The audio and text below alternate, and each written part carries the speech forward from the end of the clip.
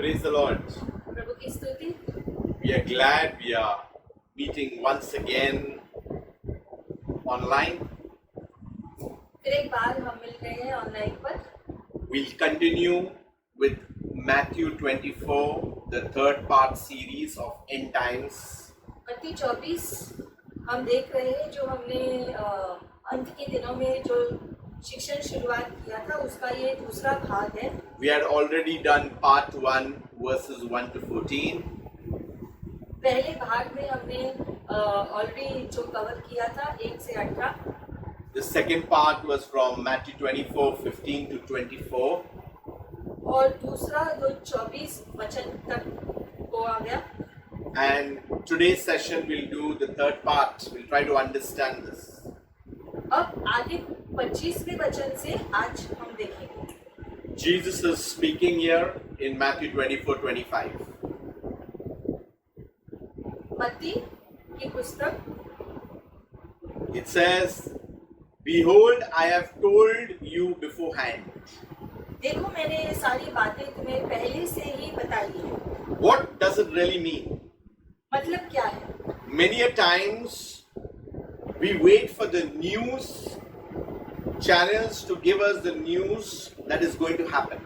जैसे हम खबरों में देखते हैं ये जानने के लिए कि आगे क्या होने वाला है या क्या हो रहा है।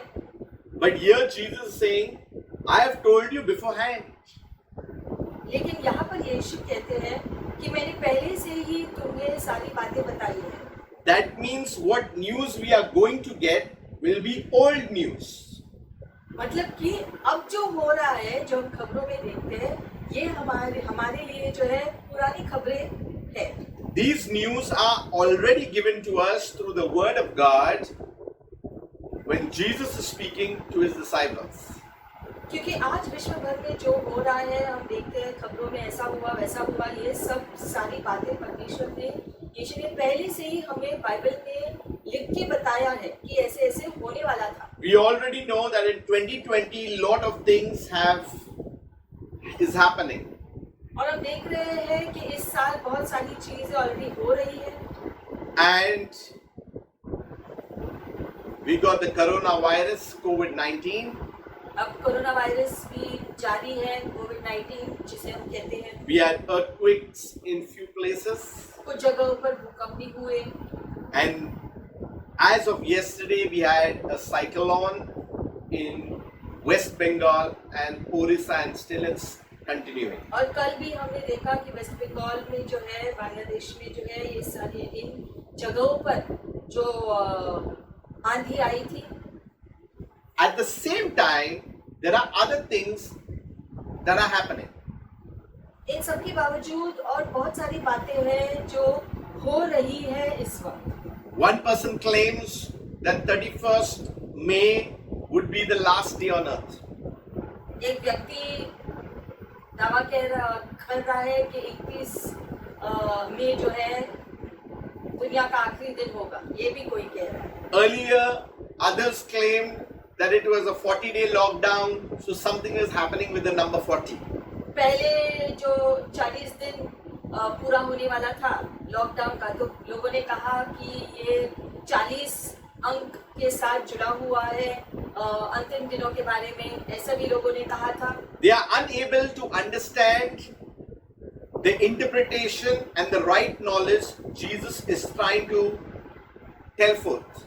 ये सारी बातें क्यों होती है? क्योंकि कुछ लोग अंतिम दिनों के बारे में पूरा ज्ञान नहीं रखते हैं और गलत अर्थ निकालकर लोगों को बताते हैं, जिसकी वजह से मनों में गड़बड़ी होती है। That's why when you are carnal minded, we understand from the things of the flesh.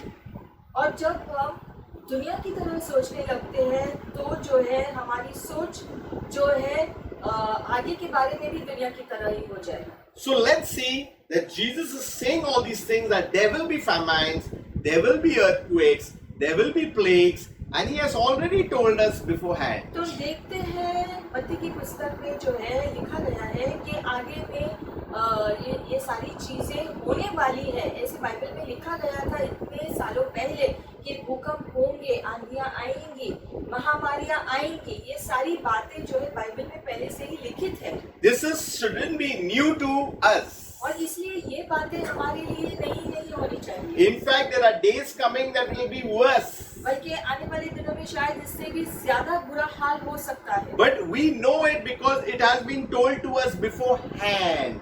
लेकिन हमको ये सारी बातें पहले से ही बताई गई है, इसलिए जब हम इन चीजों को देखते हैं, इनके बारे में सुनते हैं खबरों में, तो हमारे लिए ये बातें नई नहीं होनी चाहिए। Let us understand that those who are in the kingdom, they have an understanding of what the word is actually saying in the time. और जो लोग परमेश्वर के राज्य में ऑलरेडी जुड़े हुए हैं, उनको तो ये बातें समझनी ही चाहिए कि जो है समय समय पर ये सारी चीजें जो होती है ये पहले से ही लिखित है और इसीलिए हो रही है, और इसलिए हमें अचंभित होने की जरूरत नहीं। We will see verses 26 onwards to 28. 26 से लेकर के हम देखेंगे वचन में, Therefore, if they say to you, look, he is in the desert, do not go out. Or look, he is in the innermost rooms, do not believe it. अगर किसी ने आपसे कहा कि देखो वो निर्जन प्रदेश में है, तो आपको बाहर जाकर नहीं देखना है, और अगर किसी ने कहा कि वो कमरों के अंदर है, तो भी आपको उनके बातों पर विश्वास नहीं करना है। For as the lightning comes from the east and the flashes to the west, so will be the coming of the Son of Man be. क्योंकि जैसे बिजली जो पूर्व दिशा से निकलता है और चमकते हुए प्रकाश जो पश्चिम से निकलता हुआ है, वैसे ही जो है अचानक से मनुष्य का पुत्र आएगा। For wherever the carcass is, the vultures will be gathered there. क्योंकि जहाँ पर भी जो कंकाल है, वहाँ पर जो है गिद्ध इकट्ठे होंगे। We need to understand that there will be lot of rumors. हम देखते हैं जो है बहुत सारे गलत खबरें भी आपको सुनने को मिलेंगे, And many Christ will also come. और बहुत सारे ऐसे लोग भी आएंगे जो कहेंगे कि मैं मसीहा हूँ। But we need to recognize who our Lord and our Savior is. तो हमें पहचानना बहुत जरूरी है कि हमारा मसीहा कौन है। With the increasing of famine, of pestilence and all the other things, deception is also increasing in its measure. क्योंकि जैसे जैसे बीमारियां, महामारियां ये सब कुछ बढ़ रही है दुनिया में, वैसे ही जो है झूठे नबी और झूठे मसीहा जो है खुद को दर्शाने वाले झूठे नबी लोग जो है दूसरों को धोखा देने के लिए भी आएंगे। There are a lot of voices out there. क्योंकि दुनिया में ऐसे बहुत सारे आवाजें सुनने को मिलती हैं। So how do we discern what is right and what is at the moment? तो हम कैसे इस बात को परखें कि सही कौन है और अब जो हो रहा है वो क्या हो रहा है? Jesus himself predicted there are tough times ahead. यीशु ने खुद कहा हमसे कि आगे भी भविष्य में बहुत मुश्किल के दिनों का सामना करना पड़ेगा। There will be tests, there will be trials, there will be persecution and all sorts of things are happening because we are coming towards something that is going to enhance what God has purposed to do. ये सारे परीक्षाएं सताव आएंगी लिखी गई है, और इन सारी चीजों में परमेश्वर परखेगा कि ऐसी परिस्थितियों में हम क्या करते हैं। So some will say he's in the desert, some will say he's in the chambers. There are different meanings to all these things. तो कुछ लोग कहते हैं, ऐसे कहेंगे कि वो रेगिस्तान में है, कुछ लोग कहेंगे कि वो घर के अंदर है, कुछ लोग कहेंगे यहाँ है वहाँ है। तो हमें जो है उनकी बातों से धोखा नहीं खाना है। The desert speaks about the Middle East regions. निर्जन प्रदेश जो है, जो मिडिल ईस्ट के देश है, उनके बारे में लिखा गया है। The secret chambers, it deals with something that is hidden. और गुप्त स्थान यानी कि वो गुप्त चीजें जो अभी भी जो है हमने हमारे सामने उनका प्रकट नहीं हुआ है। It may have not been known to man what will come out. क्योंकि उन चीजों से जो असल में निकलने वाला है ये मनुष्य के लिए अभी भी अनजान है। But we need to understand that Jesus is saying, believe not in all these things. यीशु स्पष्ट रीति से कहते हैं कि ऐसे भरमाने वाली बातें अगर लोग कहे तो आपको उनकी बातों पर विश्वास नहीं करना है, आंखें बंद करके। Because great tribulation is coming. क्योंकि लिखा गया है कि महान सताव भविष्य में आएगा, ये स्पष्ट है। So no one should be deceived about the nature of Jesus' coming. तो यीशु के आगमन के बारे में जो बातें लिखी गई है उसके बारे में भी गड़बड़ी नहीं होनी चाहिए, It will not be secret or private, क्योंकि यीशु का आगमन रहस्यमय रीति से नहीं होगा, but as plain as the lightning that flashes across the sky. लेकिन जैसे बिजली आकाश में दिखाई देती है वैसे ही जो है होने वाला है। There will also be false prophets and false teachers. गलत नबी और शिक्षक भी उभरने वाले हैं, लिखा गया है। They will rise at the same time. उसी समय जहाँ धोखापन होने वाला है उसी समय जो है ये सारी बातें भी होंगे, गलत नबी शिक्षक भी उभरेंगे। There was a time when Jesus is telling and he's speaking, he's saying, "My sheep hear my voice and they follow me." इसलिए यीशु ने एक बार कहा कि मेरे भेड़ मेरी आवाज को पहचानते हैं और मेरे आवाज का पीछा करते हुए वो चलते हैं। The true saints of God will know his voice. इसलिए परमेश्वर के सही संत या सही बच्चे जो है परमेश्वर की आवाज को पहचानते हैं। There are different voices that are roaming about here and there, but those who know the Lord will know also his voice. दुनिया में अलग अलग आवाजें सुनने को मिलती है, अलग अलग प्रकार से, लेकिन परमेश्वर के बच्चे जो परमेश्वर से संपर्क रखते हैं वो परमेश्वर की आवाज को आसानी से पहचान पाते हैं। It says, as the lightning comes from the east and flashes to the west, so also will be the coming of the Son of Man. इसलिए लिखा गया है जैसे यहाँ पर जैसे बिजली पूरब से निकलता है, रोशनी पश्चिम से निकलता है, वैसे ही परमेश्वर का पुत्र जो है मनुष्य का पुत्र का आगमन होगा। The scholar Spurgeon, he mentions something like this. स्पर्जन गुरुजन ने इस रीति से कहा है, Christ's coming will be sudden, startling, universal and visible.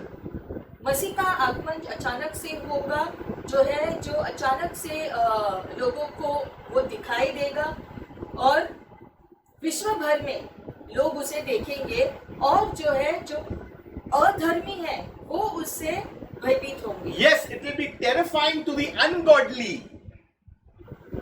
अधर्मी लोग ऐसी सारी चीजों को देखकर अचंभित होंगे क्योंकि वो इन चीजों के बारे में नहीं जानते। But to us, it will be a satisfying moment because our King is arriving. लेकिन हमारे लिए हालांकि वो अचानक से आएगा, लेकिन हम उसको पहचान पाएंगे कि क्या हो रहा है। See, before Jesus would come here, it was John the Baptist who proclaimed. जैसे यीशु के आगमन के पहले यूहन्ना बपतिस्मा वाले जो है देने वाला आया था और उसने लोगों को यीशु के आगमन के लिए तैयार किया, बताया कि क्या होगा, कौन आएगा। And when Jesus came the first time he came, he was riding a donkey. Remember? और यीशु जब यरूशलेम में गए थे तब वो गधे पर सवार होकर गए थे। But the next time that he's coming back, he's coming on the horse. लेकिन इस बार जब यीशु स्वर्ग से आएंगे तब वो घोड़े पे सवार होकर आएंगे, बाइबल में लिखा है। Earlier in his first term of coming, John the Baptist was given the responsibility to proclaim. यीशु के पहले आगमन के बारे में यूहन्ना बपतिस्मा देने वाले ने कहा था कि परमेश्वर का पुत्र आएगा, वो इस रीति से कार्य करेंगे। But in the second return, it's not about an individual, it is about the church given the responsibility to proclaim the return of our Lord and Christ Jesus. यीशु के दूसरे आगमन के बारे में अब कोई एक व्यक्ति प्रचार नहीं करने वाला है, लेकिन कलीसिया को ये काम दिया गया है कि यीशु के दूसरे आगमन के बारे में प्रचार करने के लिए, लोगों को तैयार करने के लिए, और यही कलीसिया कर रही है, विश्व भर के लोगों को तैयार कर रहा है यीशु के आगमन के लिए। Therefore, we need to understand the coming of the Lord. इसीलिए यीशु का आगमन कैसा होगा ये हमें जानना बहुत जरूरी है। When it says about the coming of the Son of Man, it is talking about, you remember in the Old Testament that God came and visited his people. पुराने नियम में हम जानते हैं कि बार-बार लिखा गया है कि परमेश्वर ने लोगों के द्वारा खुद को प्रकट किया लोगों के सामने। At that time, the king would visit. In those times, kings were there. They would visit their, their areas, their kingdoms, their domain.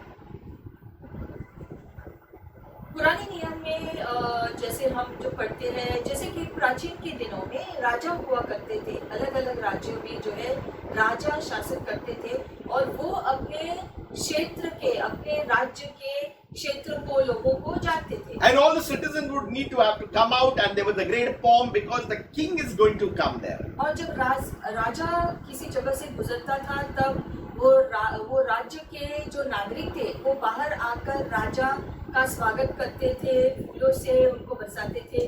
तो ये सब होता था प्राचीन दिनों में। But here the Son of Man is coming. That means this is going to be a divine visitation. यहाँ पर लिखा गया है मनुष्य का पुत्र आएगा। यहाँ पर ये मनुष्य का पुत्र जो आने वाला है ये दिव्य आगमन होने वाला है, कोई धरती का पुरुष नहीं। It is going to be an ultimate visitation.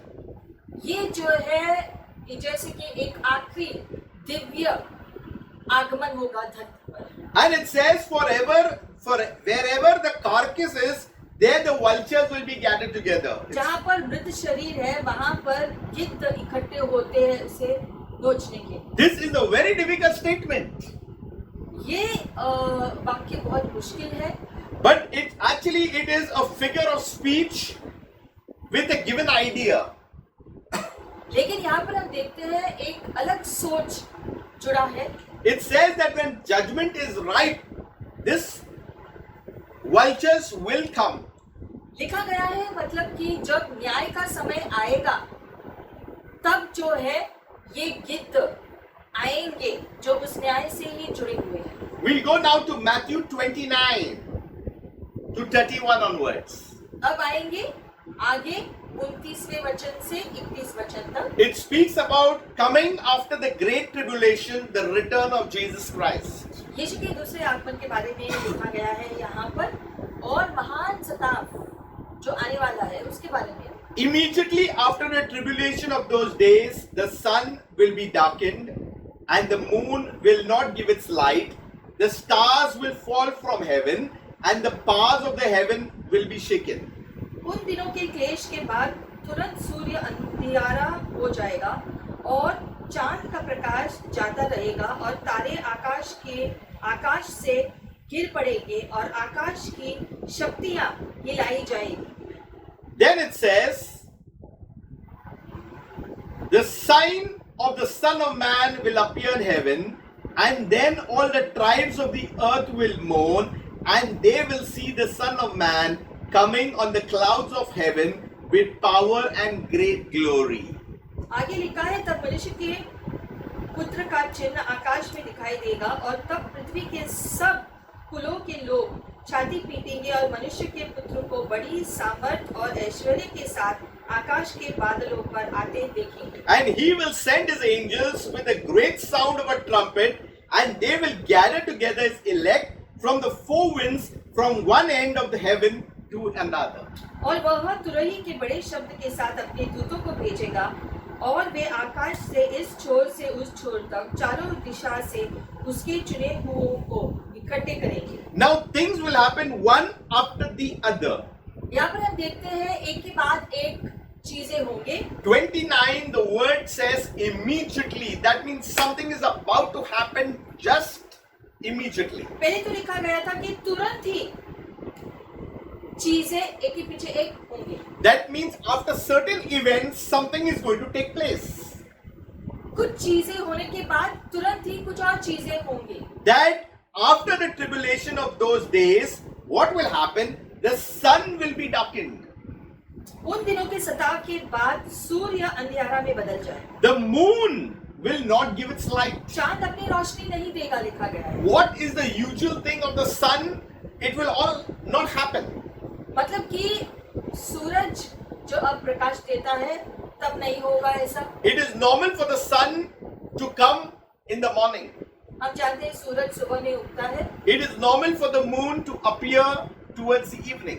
और चांद शाम होते ही जो है ढलने ही चांद हमको दिखाई देता है। But such a time will also come that the sun will be darkened. लेकिन लिखा गया है कि ऐसे समय आएगा जब सूरज अंधकार में बदलेगा। and the moon will not give its light. और चांद से कोई रोशनी नहीं निकलेगी। It says the stars also will fall from heaven. तारे भी आसमान से गिरेंगे लिखा है। These are things that is going to happen in the heavens. ये सारी चीजें जो आसमानी है, हम देखते हैं आसमान में है चीजें, ये सारी चीजें होने वाली है, मतलब पूरा अंधेरापन छाने वाला है। A very important thing it says, and the powers of the heavens will be shaken. और स्वर्ग की सारी शक्तियां हिलने वाली है, ऐसे लिखा है। See, Jesus God says in Joel, I will shake the heavens and the earth. जैसे योएल में परमेश्वर ने लिखा है कि मैं धरती और स्वर्ग दोनों को हिलाऊंगा। There is a great shaking. मतलब कि एक महान हिलाव होने वाला है। Remember, what cannot shake is the church of Jesus Christ because he has built it on firm foundation. एक ही चीज है जो नहीं हिलेगी, कभी भी नहीं हिलेगी, और वो है कलीसिया, क्योंकि कलीसिया यीशु मसीह के मजबूत नींव पर टिकी हुई है, इसलिए कलीसिया कभी नहीं हिलने वाली है। Every true believer and saint who is in the word of God, who is in worship, who is in prayer, you cannot be shaken because his life is built in Christ Jesus. और इसलिए कोई भी सही विश्वासी व्यक्ति जो अपने विश्वास को पूरी रीति से यीशु पर रखता है, प्रार्थना करता है, स्तुति आराधना करता है, अपने जीवन को यीशु पर स्थिर रखता है, वो कभी नहीं हिलेगा डुलेगा, क्योंकि वो यीशु के मजबूत नींव पर खड़ा है। God knows who are casual believers. और परमेश्वर जानते हैं कौन वो विश्वासी है जो अपने विश्वासी जीवन को हल्की रीति से लेते हैं, इसका ज्ञान प्रभु को है। See, Israel had God as Jehovah who provided for them, protected them. जैसे कि इजरायली लोगों के पास उनका परमेश्वर था जो उनकी रक्षा करते थे, उनके लिए सारी चीजें उपलब्ध करते थे। But in time they flirted with other gods, and that's why the word harlot comes there. लेकिन बार बार ये भी लिखा गया है वचन में कि इजरायली लोगों ने दूसरे जो है देवताओं को ग्रहण किया और उनके साथ छेड़छाड़ किया, जिसकी वजह से जो है लिखा गया है कि इजरायली लोगों ने व्यभिचार जैसा किया है, सही परमेश्वर को छोड़ दूसरे परमेश्वर के साथ छेड़छाड़ कर रहे हैं। A God is a jealous God. He would not like the church flirting with someone else. परमेश्वर जो है नहीं चाहते हैं कि उसके लोग किसी दूसरे के सामने झुके सिवाय उसके। There are worldly attractions that we cannot flirt with. जैसे कि दुनिया की बहुत सारी चीजें हैं जिसमें हमें शामिल नहीं होना है। And this is the reason that I will shake the heavens and the earth. That's what is going to happen. Things will change. यहाँ पर लिखा है कि सारी चीजें परमेश्वर हिलाएगा, मतलब कि उस हिलाव से चीजें बदलने वाली है, दृश्य बदलने वाले हैं। If you read Joel, it says, once again, that means it happened before, again it will happen. जैसे योएल में लिखा गया है कि फिर एक बार ऐसा होगा, मतलब कि पहले भी हो गया है, फिर से दोहराया जाएगा। Then the sign of the Son of Man will appear in heaven. It says the sign of the Son of Man. फिर लिखा गया है कि परमेश्वर के पुत्र का चिन्ह दिखाई देगा। See, the issue here with man, they always want signs. मनुष्य को हम देखते हैं हमेशा चिन्ह देखने की जरूरत पड़ती है। Even though we hear from God, we want signs. कुछ लोग परमेश्वर की आवाज को सुनने के बाद भी चाहते हैं कि चिन्ह दिखाई दे। And God knows man's in a vacuum. That's why He allows them to see the signs at least, so that they will know that something is happening. और मनुष्य के अंदर एक जो खालीपन है, उस वजह से वो हमेशा चाहते हैं कि कोई चिन्ह दिखाई दे, कोई कंफर्मेशन हो। प्रभु ने कहा है, लेकिन फिर भी और चिन्ह चाहिए देखने के लिए। ये बातें, ये भावना भी प्रभु समझते हैं, इसीलिए वो चिन्ह देते हैं बार बार हमें चीजें बताने के लिए। Now the sign of the sun being darkened is so that the whole world will see that something is not right.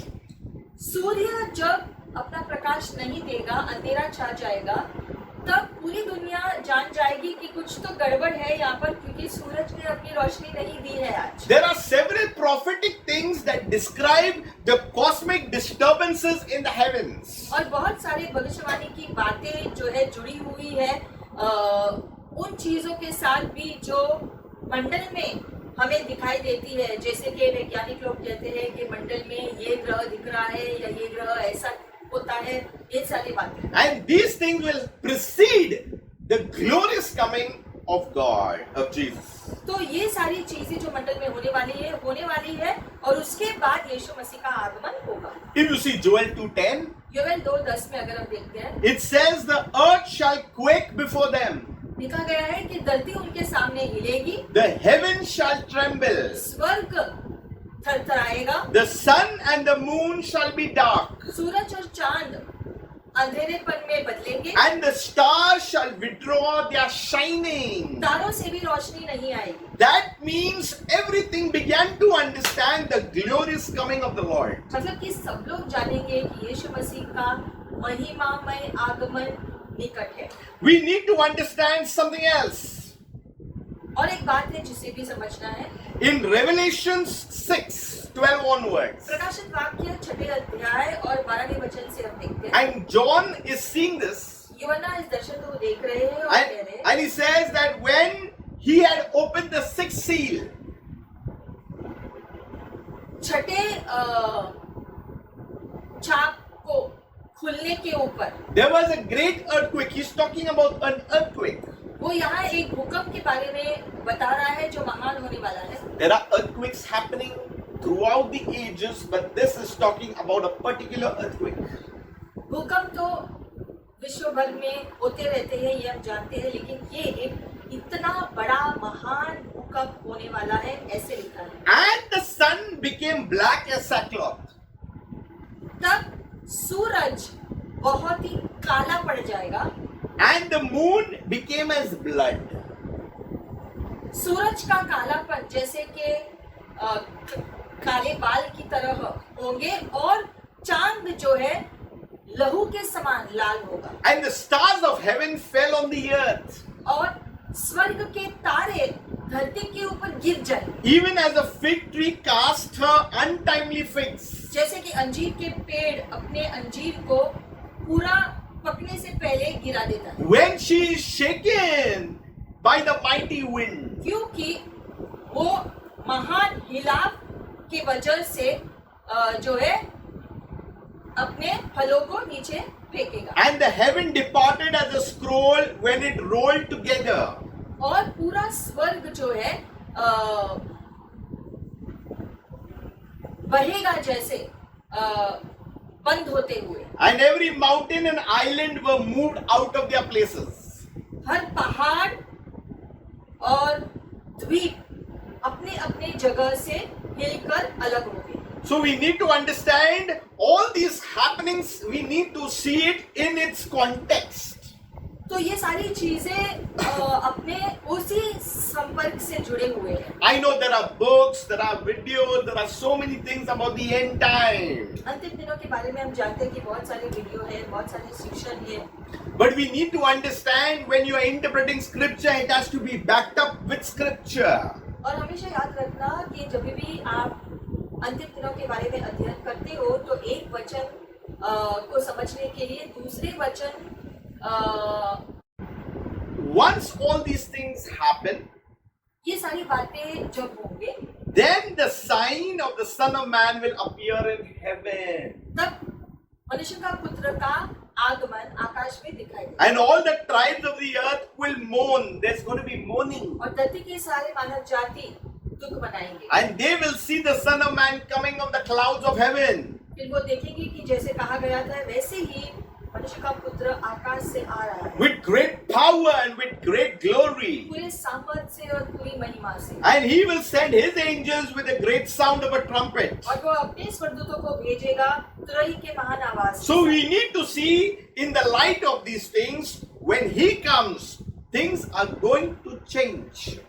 तो इन सारी बातों से पता चलता है कि ये जब ये सारी चीजें होंगी तो चीजें बदलेंगी और उसका आगमन होगा। You know, this is the fulfillment of the end. ये अंतिम दिनों की जो है भविष्यवाणी को पूरा करने के लिए, It's indicated by the sign of the abomination of desolation.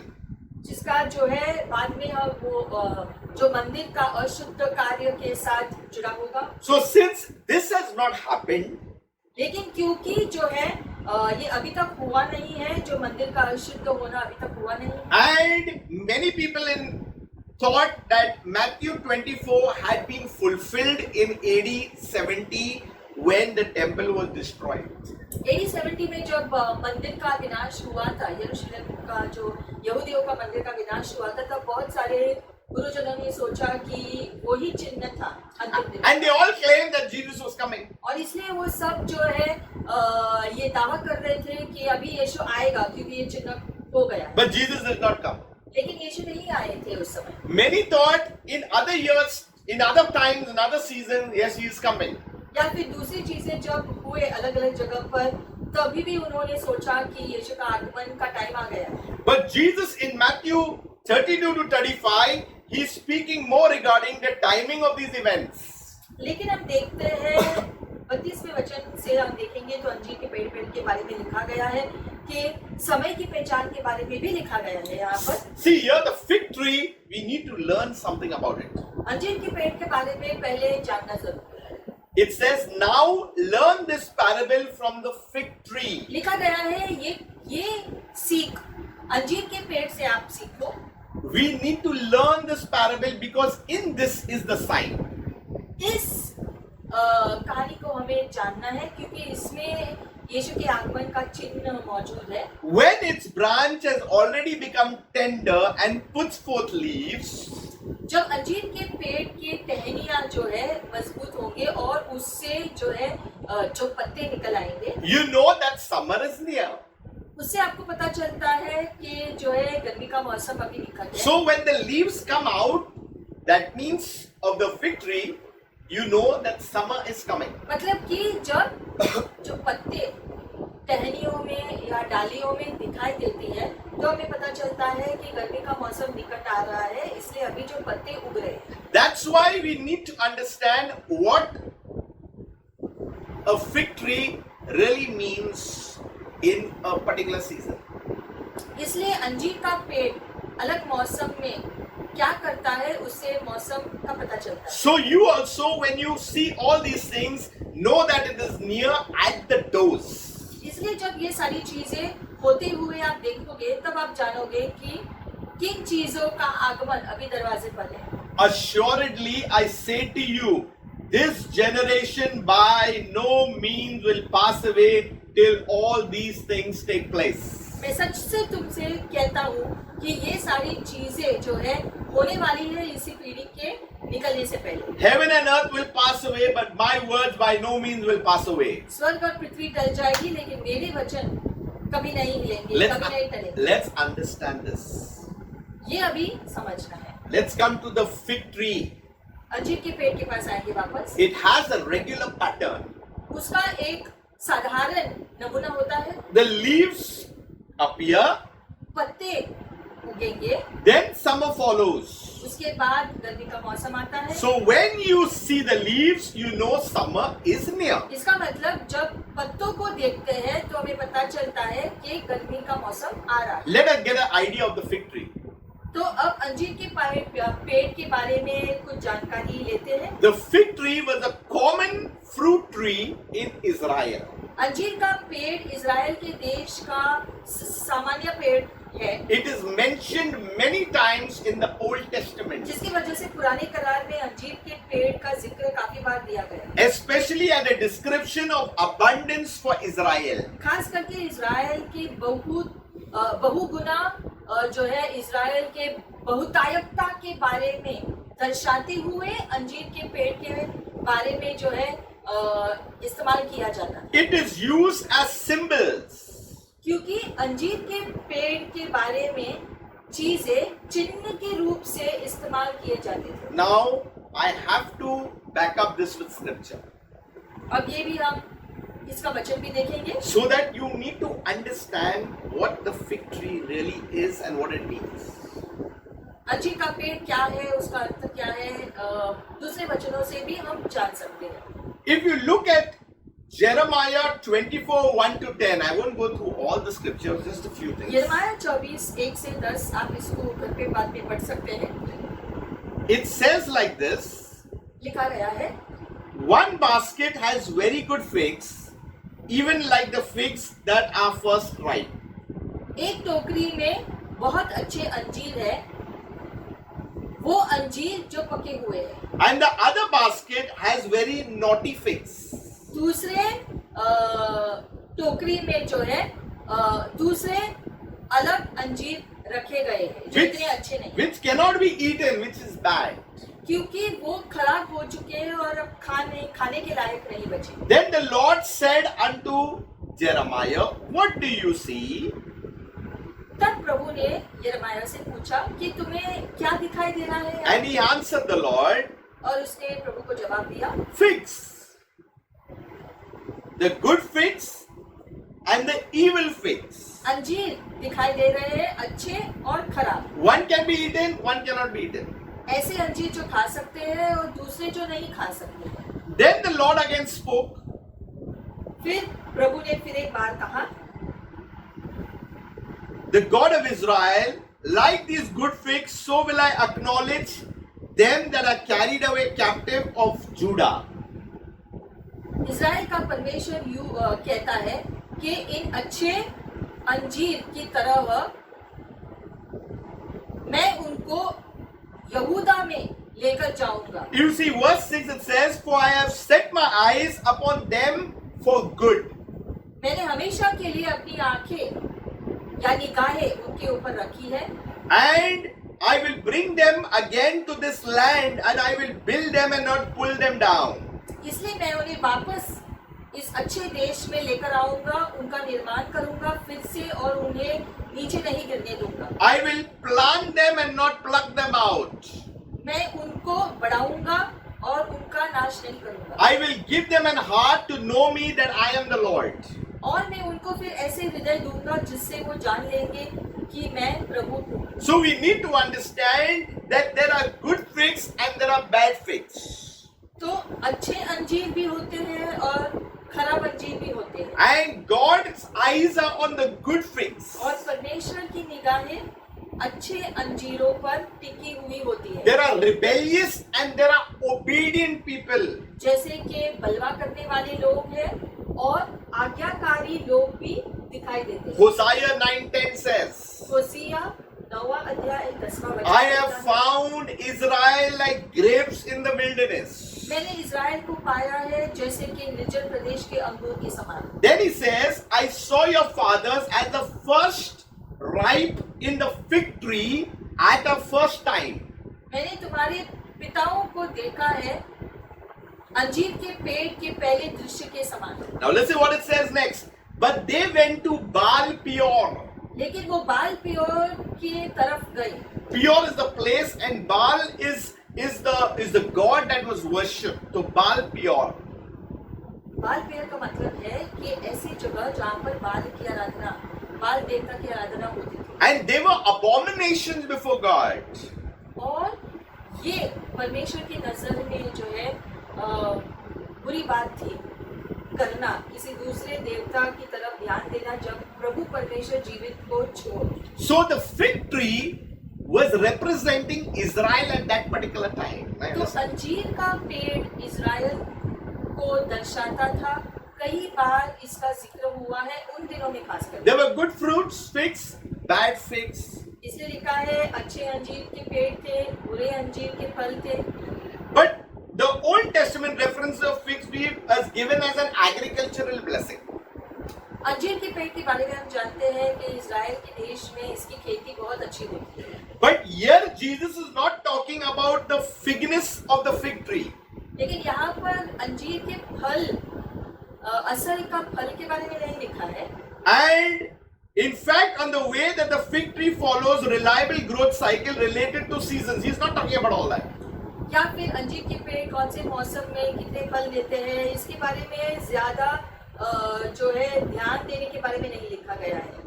In fact, in Luke 21 also he says, look at the fig tree and all the trees. When you see they are budding, you know that summer is near. He speaks it Luka earlier. 21 में भी लिखा गया है कि जब जो है आप अंजीर के पेड़ को फले फूलते हुए देखते हो तब आप जान सकते हो कि गर्मी का मौसम आया है। ये बार बार अलग अलग वचनों में जिक्र हुआ है, लेकिन हमें इन वचनों को अंजीर के पेड़ के फल की दृष्टि से नहीं देखना है, लेकिन उसके अर्थ के दृष्टि से देखना है। So it says, when you see their leaves, summer is near. That means there is a sign that there is a season coming.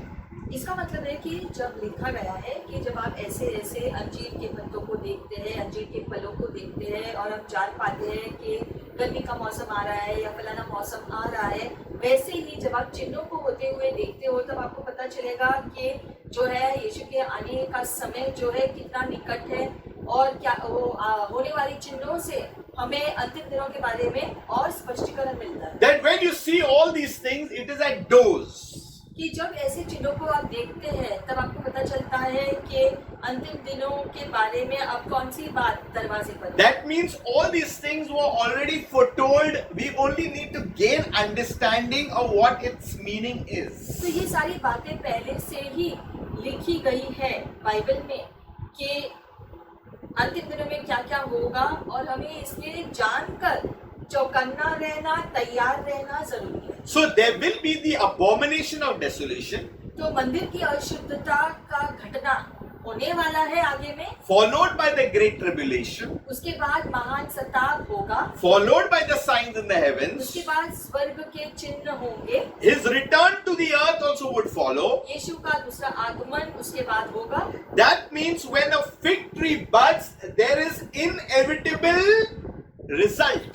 इसका मतलब अंजीर का पेड़ के उगने पर ये सारे परिणाम एक के बाद एक दिखाई देंगे। Summer is near, that means the fruit is coming. गर्मी का मौसम आ रहा है मतलब कि फल अब दिखने वाला है। In the same way, when these signs are seen, वैसे ही ये सारे चिन्ह जब दिखाई देते हैं, the coming of Jesus in glory with his church is inevitable. Something is going to happen. यीशु का आगमन उसके महिमा में उसके कलीसिया के साथ जब आएगा, इसको कोई रोक नहीं सकेगा और ये स्पष्ट रीति से होने वाला है। This is what was prophesied by Daniel. Daniel में जो है इसके बारे में भविष्यवाणी दी गई। That's why you just cannot take revelation and one scripture and then start interpreting. You need a lot of backup to scripture as it is foretold. इसलिए अंतिम दिनों के बारे में सिर्फ एक वचन को लेकर के उसका अर्थ निकाल के उसका मतलब समझने की कोशिश मत करना। काफी सारे अलग अलग वचनों को लेकर के अध्ययन करके अंतिम दिनों के बारे में सीखना जरूरी है। Daniel 12:11. डैनियल का 12वां अध्याय 11वां वचन। It says, from the time that the daily sacrifices shall be taken away.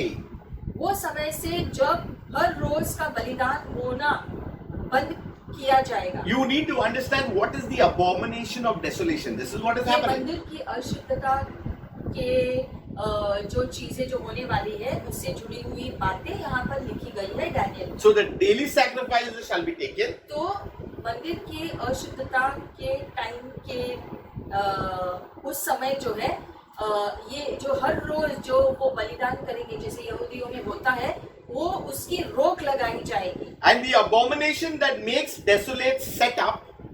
और जो है अशुद्धता के कार्य होंगे वहां पर। Then there is a number of days given. उसके बाद दिनों की गिनती के बारे में लिखा है। There shall be 1290 days. 1290 दिन होंगे। So the end will come 1290 days after the abomination of desolation. इसका मतलब 1290 दिन जो है अंतिम दिनों के उसके बाद होंगे। So even the tribulation will have an end. तो सताप का भी जो है सताप का समय दिया गया है कि ये इतने समय के लिए वो सताप के महान सताप के दिन होंगे। So up to this point, Jesus has given us an outline for end time events. तो अंतिम दिनों का जैसे एक रूपरेखा यीशु ने बाइबल में हमें दिया है कि इस रूपरेखा के अनुसार चीजें होंगे और उसके व्याख्यान भी जो है थोड़े में दिया गया। There will arise all these catastrophes. और ये सारे घटनाएं घटने वाली हैं। Persecutions will be there. सताव होंगे और ये सारे जैसे कि भूकंप महामारियां ऐसे सारी चीजें होंगे। But yet the end is not come. लेकिन इन सब के बावजूद भी अभी अंतिम समय अभी भी नहीं आया। Then there will be a crucial sign. उसके बाद फिर एक बार चिन्ह होगा। An abomination of desolation. मंदिर की अशुद्धता होगी। And when this happens, there are warnings to Israel to flee after the abomination. उस मंदिर की अशुद्धता के बाद इजरायली लोगों को चिन्ह दिया जाएगा कि वो वहां से भाग निकले, There will be cosmic disturbances. क्योंकि मंडल में बहुत सारे हिलाव होने वाले हैं। In all these things, Jesus Christ will return in glory to earth. सारी चीजें होने के बाद यीशु का महिमा में आगमन होगा। But there is something that is mentioned here. और एक बात लिखी गई है, Assuredly I say to you, this generation will by no means pass away till all these things take place. ये पीढ़ी जो है निकलेगी नहीं जब तक कि ये सारी चीजें होगी। Now you will tell me that generation already died. तो इस वचन को जब हम पढ़ते हैं तो मन में आता है कि वो पीढ़ी तो निकल चुकी है, इतने साल हो गए। And in 80, 70, lot of things happened. और 37वीं सदी में जो है 70 सदी में जो है हम देखते हैं जो मंदिर का विनाश हुआ था वो भी सारी बातें हो गई है। उसके बाद कितनी पीढ़ियां हो गई है। But where is the second coming? Didn't come that time. तो यीशु का दूसरा आगमन तो हुआ ही नहीं। So what is the meaning of this generation by no means pass away? तो ये पीढ़ी निकलेगी नहीं, इसका मतलब क्या है? Generation here, it needs to be seen differently. पीढ़ी जो यहाँ पर लिखा गया है इसका क्या मतलब है? It really means race. Race. जाति के बारे में लिखा है। Jesus meant cannot be the generation of the disciples because they never saw Jesus return in glory as per Matthew 24:30. मत्ती 24 के अनुसार ये शिष्यों के दिनों में भी नहीं हुआ, ये हम जानते हैं। So it won't be that particular timetable in that particular generation. और इसलिए हालांकि यीशु ने ये सारी बातें उन दिनों शिष्यों को दिया गया था, लेकिन शिष्यों के टाइम पर भी शिष्य जब जीवित थे पृथ्वी पर, उनके दिनों में भी यीशु का दूसरा आगमन हुआ नहीं। So the word generation can be translated to the word called race. तो पीढ़ी यानी के जाति के बारे में लिखा है। See, whenever God speaking something now, He's talking about a generation. जैसे परमेश्वर बहुत सारी चीजों को बताते हैं पीढ़ी को लेकर के या जाति की स्पष्टीकरण करते हुए। When He was talking to Abraham, He spoke about a generation. जैसे कि इब्राहिम से बातें करते हुए परमेश्वर ने पीढ़ी का इस्तेमाल किया, पीढ़ी शब्द का He इस्तेमाल। spoke to Abraham. He said, "You and your descendants shall be blessed."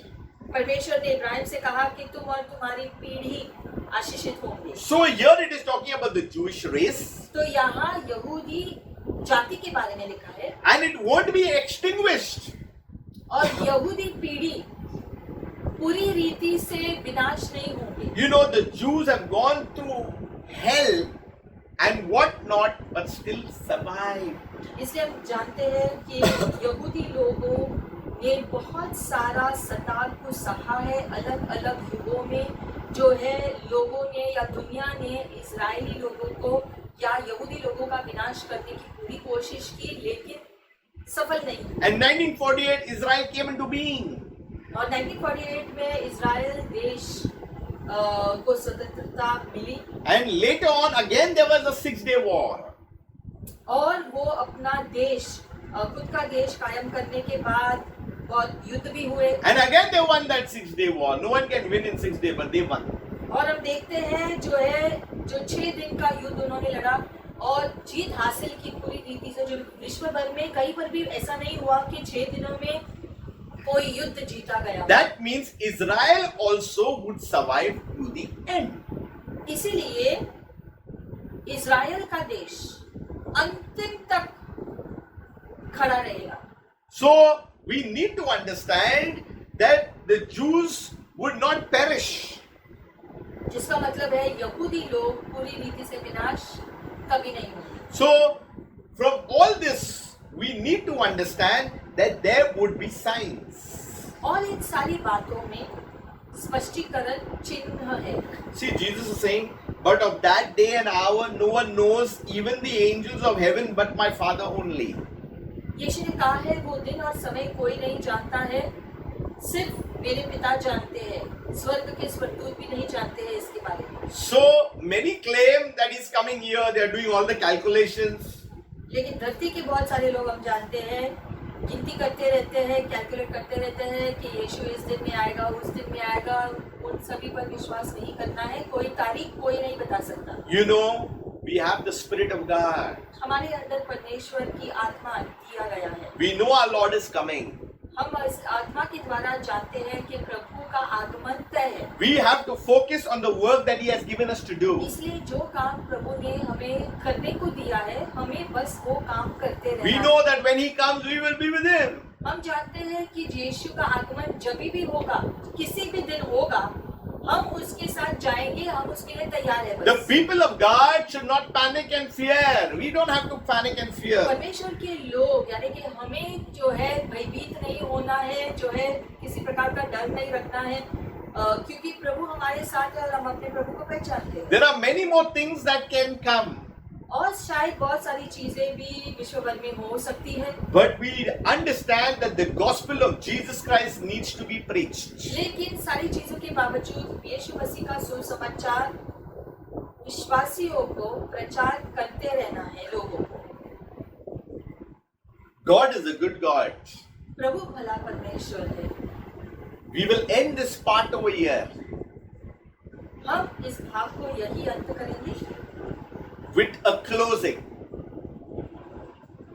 अंत में ये कहते हैं, But as the days of Noah were, so also will the coming of the Son of Man be.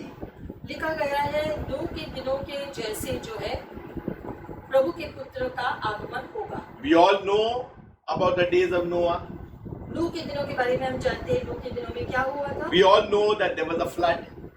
हम जानते हैं वहां पर एक बाढ़ आई थी। And before that, they were all eating and drinking. बाढ़ के आने के पहले लोग धरती पर मौज मस्ती कर रहे थे, खाना खा रहे थे, Marrying and giving into marriage. शादी कर रहे थे, Until the day Noah entered the ark. मौज मस्ती दुनिया के लोग कर रहे थे जब तक कि नूह उस जहाज के अंदर प्रवेश नहीं किया। Remember. Until Noah entered the ark.